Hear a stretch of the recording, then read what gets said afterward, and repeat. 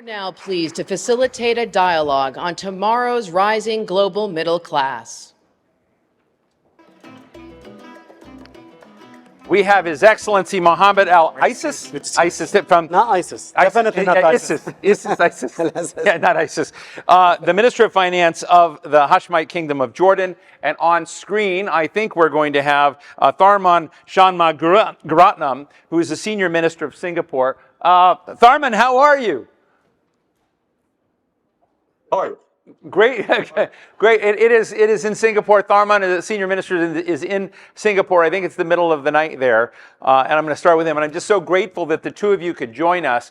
Tharman and I have had some great conversations about what serious stewards of the global economy should think about and aren't thinking about. So that dinner we had at Ambassador Mirpuri's house was defining for me, and how cool you were and what blind spots our economic planners had. And since it was off the record, I can't use any of it. But if you want to share, as an opener here, Tharman, some framing comments on, as you think from Singapore about what we have to get right to grow the global economy, to deal with some of the issues of inequality, and what some of the blind spots of the great powers are in the world. Why don't you lay it out?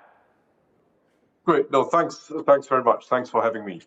Well, let's look beyond the idiosyncratic features of the current circumstances we're in. I mean, we face problems. There are obviously some problems of financial turbulence, and I think the US authorities are doing a good job of squelching the contagion. But those are the immediate considerations. Let's look beyond that.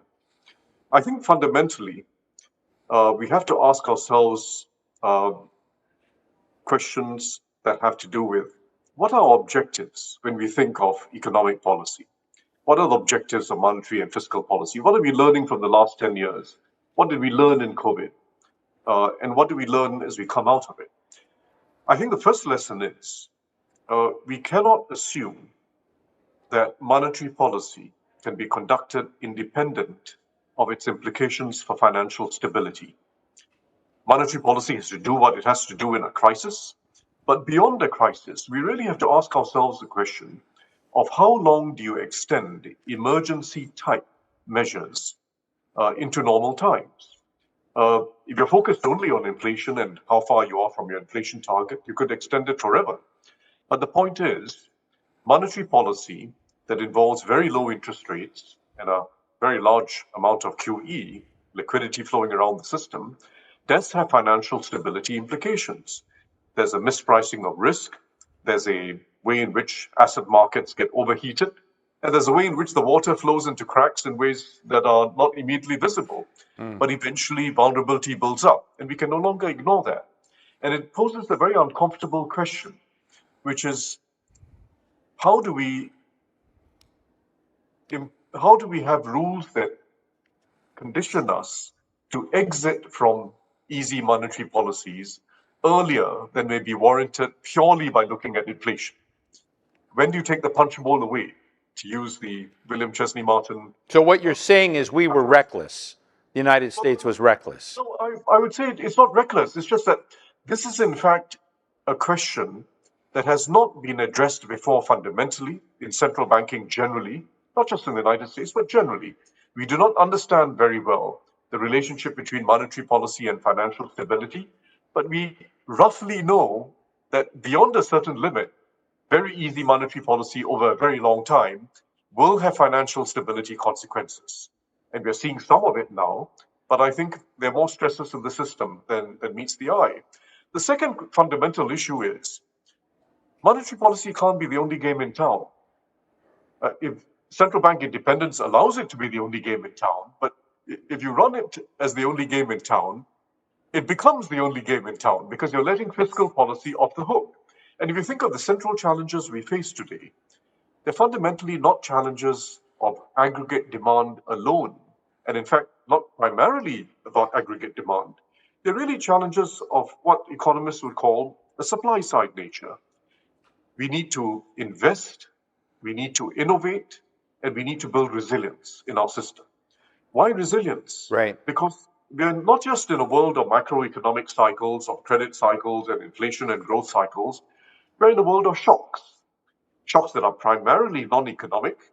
They stem from underlying shifts in the environment. They stem from the fact that pandemic risks are now baked into the system. Right. And they're shocks of a geopolitical nature. The shocks are coming.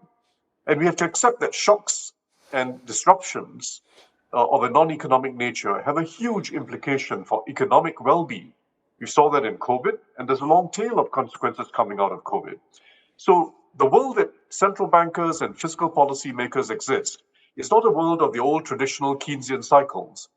It's now a world that's increasingly punctuated by major shocks. Right. And because of that, we need to think hard about resilience. How do we build resilience in our economies and our societies? How do we invest in advance of shocks to preempt them, to prevent them, and to be able to respond? Well, let me take that as an inflection point to Mohamad here, and think about resilience. I mean, some economies in the world look at resilience as a luxury because they're trying to get up to the first tier of just getting connectivity or getting investment or getting this.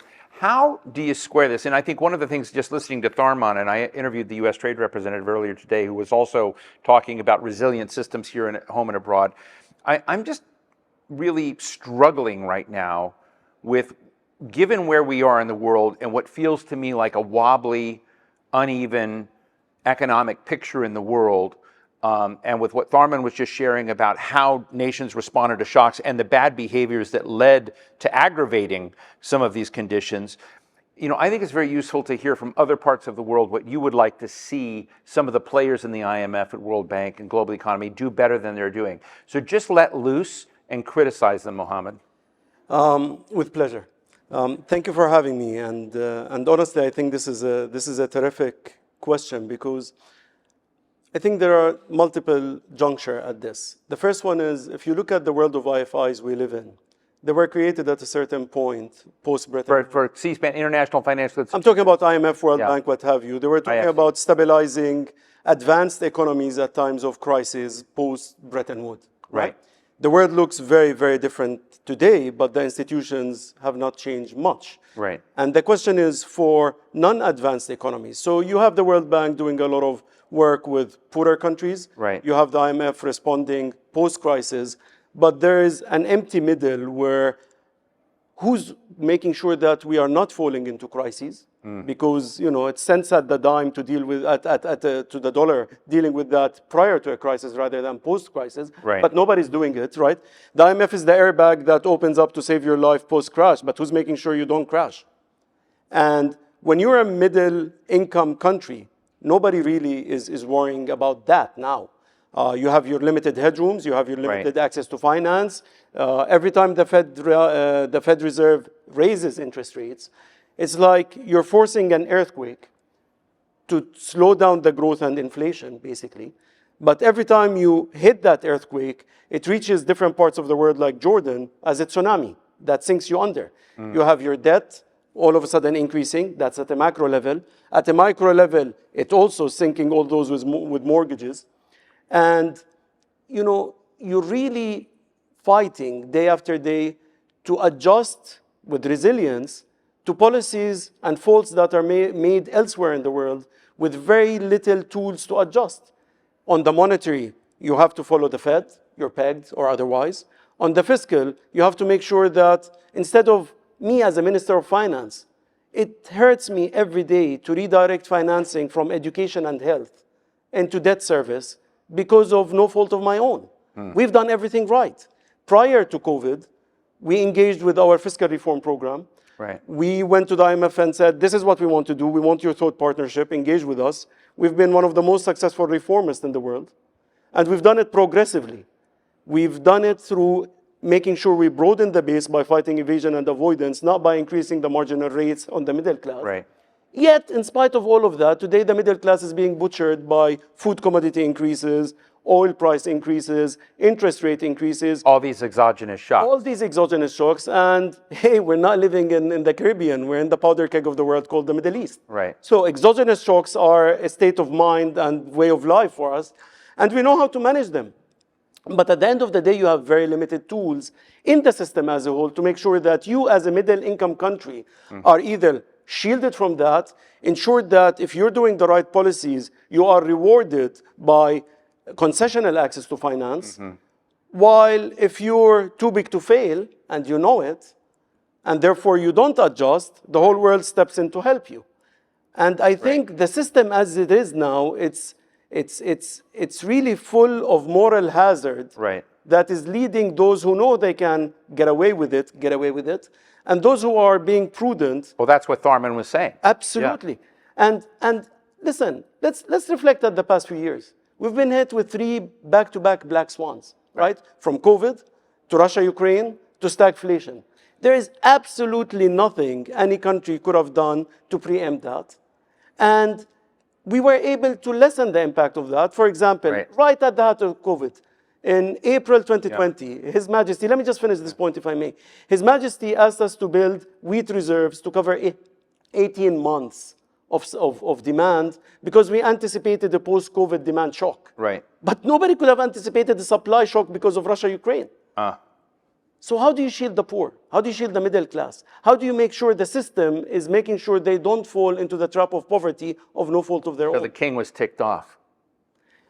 I think the king was very clearly, listen, he looked at where the world is headed post-COVID. And when you're a policymaker, you're literally firefighting day to day. Yeah. When you have a policymaker that's looking at the day after, you get the wisdom of, okay, what happens the day after? And what happens the day after is you're going to get a demand shock. That's what we're seeing now. And by the way, I participated in every G20 Ministers of Finance Central Banker meeting in 2020. Yeah. Everybody knew we're going to be here today. Then why did we delay a soft landing and crash the plane instead? Right, thank you. Mr. Senior Minister, let me ask you another question about, you feel free to respond to Mohamad, but one of the other things that's happening in this town, we often, we're all narcissists in some degree, and we tend to think about this from a U.S. frame. We're trying very hard today not to do that. But across town, there are other major shareholders in the Bretton Woods institutions. China is a big player and others. And beneath, my thought was why we set up these institutions was to create transnational rules, transnational frames, that everyone playing by those rules and frames could kind of move along. But is there a competition going on right now that we need to pay more attention to, that China looks at capital markets differently? China looks at some of these issues differently.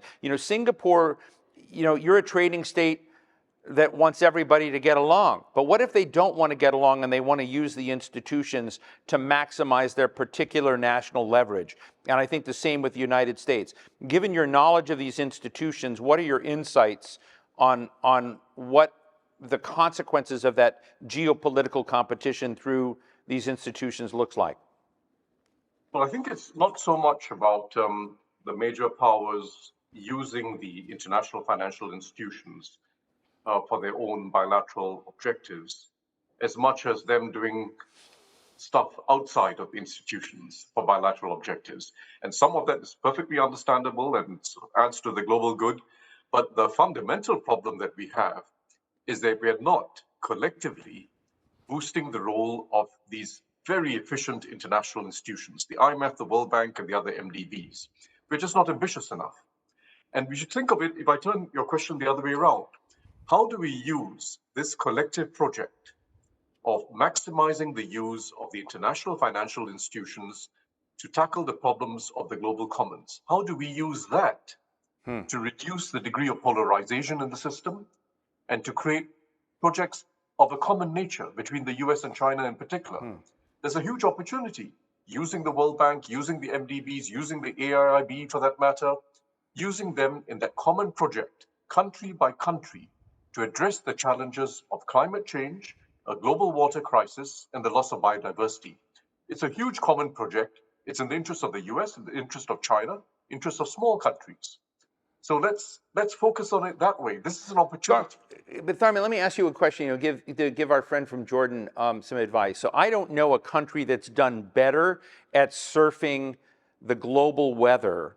What Mohamad is saying is, Jordan's not making the weather, it suffers from the weather, or it has sunny. I mean, somebody else is making the weather in the international financial system. Singapore's done an extraordinary job in its history, last 6, 7 decades, of surfing waves and weather that it didn't control. So what advice do you have to somebody who's looking at the reality that they're suffering from exogenous shocks, or sometimes they may have good bets? What is the advice and counsel that you would give to a reformer, someone that's trying to run an economy responsibly? What insights can you share from your perspective in Asia at the top of the heat of performing economies with other economies that want to do as well as you have?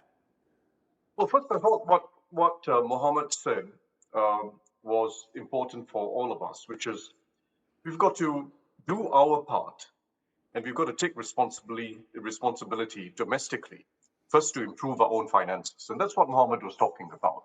It's a difficult task. It involves taxes, inevitably. It involves some form of progressive taxes to build up revenues. But very importantly, it means building up policy space before the next crisis. That's right. Not maxing out on monetary policy, maxing out on fiscal policy when times are good, but build up policy space during normal times, because crises are going to come and you're going to have to expend resources in a crisis. So that's the first point. Have a conservative bent in normal times where we build up resources knowing that we are going to need it when times go bad. But the second point is extremely important. The biggest challenges we face are of a longer term nature. They're not short term. If you take Jordan, Jordan's got a very serious water crisis. There are solutions for it. There are technologies that can be deployed. And we've got to use the international institutions, international and regional development banks, to work together with governments like Jordan's to address those challenges. Because if we leave it entirely to countries to fend for themselves, Right, addressing the global commons, they'll only do what is necessary for their own direct short-term benefit. No one has that latitude to invest in the long term for the global good. So this requires collective investment by the MDBs together with national governments, so that we don't have a trade-off between national development priorities within a reasonably short or medium-term time frame and the longer-term global public good. We can't afford that trade-off. Let me ask you, Mohamad. Two zingers that you've said lately from the folks who did my research. So, are you pegged to the dollar? Yes. You're pegged. So you're pegged to the dollar, but you issued an vastly oversubscribed euro bond. That's right. Are you hedging between the euro and the dollar? Are you? No, it's a U.S.-dominated euro bond. Okay, and so that's one thing about what you're getting right. To come back to this question of navigating it. But then you also said something in Davos, which is saying the Middle East is suffering from a hope deficit. Absolutely. So how do you get hope right, and is the Eurobond getting you there? Listen, we recently issued the Eurobond just last week, which was 6 times oversubscribed. Just last week? Just last week. And it's at a time where many EMs have not been able to enter the market. And what that tells me is when many of the investors are looking for a safe bet to place their money that is giving them the right reward at fixed income, they're picking right. Right. But when it comes to FDI, they're holding back. And frankly, what Tharman was saying is, at the current interest rates, right, we are deliberately hurting the potential for growth across the world, deliberately, right, to slow down inflation. But that has real-life ramifications at the micro level, at the household level, that we are not even having on our radar screen. And that is really worrisome. Number two, the deficit of hope in the Middle East, I think, is our biggest challenge. Look at Jordan. It's representative of the region in its demographics. 70% of our demographic pyramid is below 30 years old. These young men and women grew up... Some would look at that as a good thing.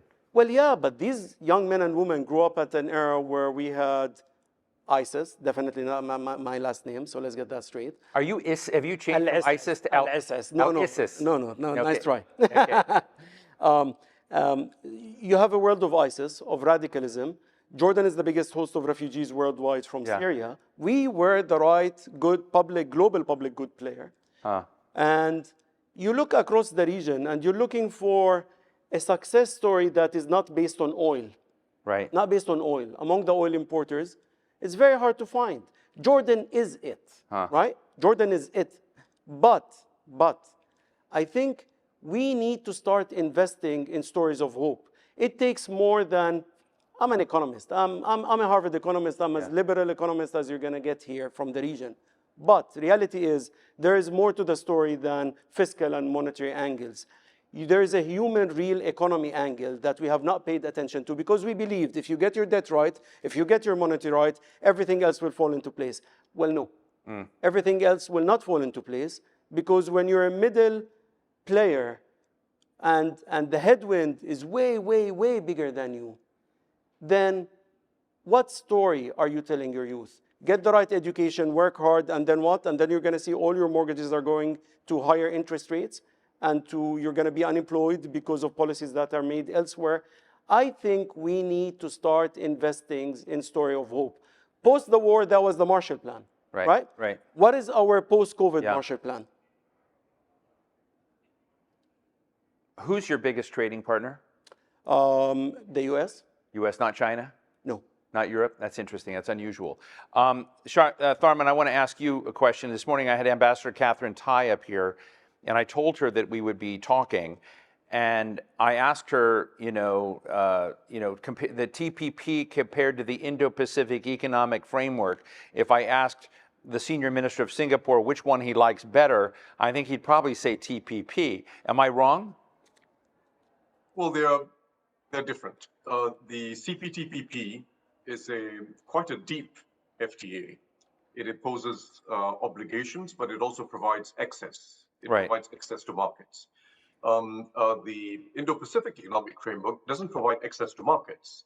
It's about standards. It's about some collaborative ventures. I think it's a very useful framework as well, but it's not an FTA in the traditional sense. Are you just being friendly by saying that about the Indo-Pacific Economic Framework? You really believe it? It has to evolve. It has to evolve. So do you want the United States back in TPP? I think everyone does. Yeah. I think everyone does. And from a perspective, as you sit on the edge of China's growth in the world and, America's ego in the world, what advice do you have to two parties you deal with a lot in figuring out their relationship? Well, I think first we've got to dial down the temperature, prevent a further worsening of the relationship. So stabilizing the relationship is the first priority, the first order of business, and it can be done. In fact, we were getting there until a couple of recent incidents, and I'm sure both sides want it. Both sides do want to stabilize the relationship. Second, I think we have to find a way in which these two very large, very competitive players can compete fairly with each other and can collaborate. Collaborate on problems that they share in common, which are principally the problems of the global commons. We're not going to solve any of the problems of the global commons, climate change being foremost, without both the US and China playing a bold and forward-looking role in either sphere. We're not going to solve that. So it does require both to come on board, and I think there's a willingness on the part of both, but it requires an overarching framework that allows for both competition and collaboration, and that builds trust. What is lacking today is trust. Let me ask you, Mr. Minister, one of the other things that many people in this town don't realize and understand are the number of refugees that Jordan has taken in. And I'm interested from an economic perspective, do the refugees that you're bringing in and sustaining, which I'd love you to share the profile of that with the audience because it's huge. I mean, Jordan is a miracle host when the world needs it, in my view. Does that contribute to the economic weight of the nation, or does it drag? And what does the world need to do by way of supporting Jordan? And is it a powder keg threatening to blow up at some point? It could be a powder keg if Jordan and other countries are not doing what we're doing. It's definitely a drag. So last year, I'll just give you an example from 2022. Of the total cost, Jordan, just to give everybody a background, we're hosting 1.3 million Syrian refugees. These are women, men, and children that knocked at our door when hell was breaking back home in Syria. Right. And we were on the right side of history and opened our doors to them, although we're suffering from 1 in 2 unemployment among our youth. We opened our labor market, we opened our schooling, we opened our healthcare, and we did that free of charge. Because, and I'd like to remind everybody in this town every time I come, Taliban did not come out of Afghanistan. It came out of the hopelessness of refugee camps in Pakistan. A hopeless refugee is the biggest danger that the world can yield. And that's why we're doing the right thing. How are we being rewarded? Out of the cost that the world pledged to help Jordan in supporting these refugees, just back in 2022, we got 33% on the dollar. So we were promised $1, we got 33 cents. And the rest I had to pick up as a Minister of Finance on my tab. This is in a country which has one of the highest unemployment, and we're facing hell. And the world simply shifted because it's no longer reported on the New York Times or Wall Street Journal anymore, the Syrian refugees. The world shifted into the Ukrainian refugees. And let's talk about the dichotomy here and how the world responded to the Ukrainian refugees and how the IFIs responded to them before dealing with the existing crisis elsewhere. You're simply planting the seed for the next crisis. There is so much I can do as a country. This is way bigger than scale of a country like Jordan. Just to put things in perspective, the US has 300 million residents. Imagine your population increased 20% in 2 years. How would you deal with it? That's what I faced. Fascinating. Thank you. I want to just say huge thanks to both of you. Tharman, Shanmugaratnam. You know, I was asked by somebody, you know, who saw the schedule and says, what does senior minister mean? What's this guy in charge of? And I said, well, Lee Kuan Yew had that name. And I said, it's basically like being a 7-star general. And so I know how busy you are, Tharman. It's always a pleasure to talk to you. And thank you so much for joining us in the middle of night from Singapore. Thank you very much. Minister Mohamad Al-Ississ from Jordan, thank you so much for seeing us. Thank you for having me. And I understand, you know, our sponsor today, Boston Consulting Group, used to be a BCGer. With pride. Why did you leave? Because I went to public service. Okay, good. Big Thank mistake. you. Big round of applause for both. Thank you.